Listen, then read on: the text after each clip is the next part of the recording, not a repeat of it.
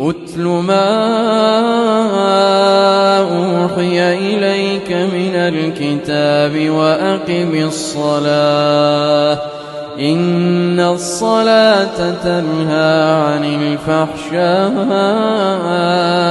والمنكر ولذكر الله أكبر والله يعلم ما تصنعون.